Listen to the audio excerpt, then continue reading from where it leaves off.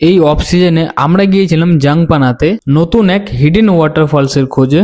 আমরা আসলে কি খুঁজে পেয়েছি সেই হিডেন ওয়াটারফলস, চলো দেখা যাক। শিলিগুড়ি থেকে জাংপানার ডিস্টেন্স বেশি একটা দূর নয়, মাত্র 40 কিলোমিটার। 1 ঘন্টা থেকে 1.5 ঘন্টার মধ্যে পৌঁছে যাবে, কোনো অসুবিধে নেই। আর গ্যাং, হয়তো তোমরা অনেকেই জানো যে জাংপানাতে একটাই ওয়াটারফলস আছে, কিন্তু আসলে তোমরা যদি একটু লক্ষ্য করে দেখো তাহলে জাংপানাতে কিন্তু অনেক কয়টা ওয়াটারফলস আছে যেগুলো এখনো এক্সপ্লোর কেউ করেনি ভালো মতো। তো সেই হিডেন লোকেশনটা খোঁজার জন্য আমরা গিয়েছিলাম 3 জন।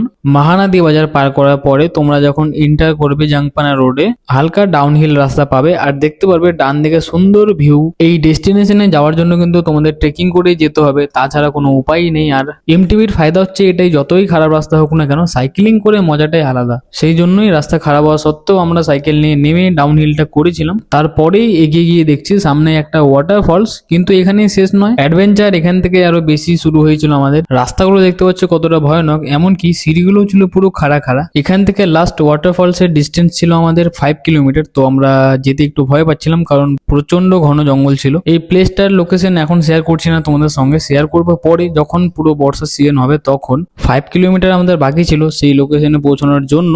এই লোকেশনটা এক্সপ্লোর করার জন্য মিনিমাম 6 থেকে 7 জন একসঙ্গে গ্রুপ হয়ে যেতে হবে, তাহলেই বেটার হবে। এখানে গিয়ে এতটুকু জানতে পারলাম যে ওয়াটারফলস এখানে পরপর 3 থেকে 4টি আছে, ভালো বড় বড়। এই ডেস্টিনেশনটা পেন্ডিং থেকে গেল। দেখা হচ্ছে নতুন কোনো লোকেশন নিয়ে, চলো টাটা, থ্যাংক ইউ।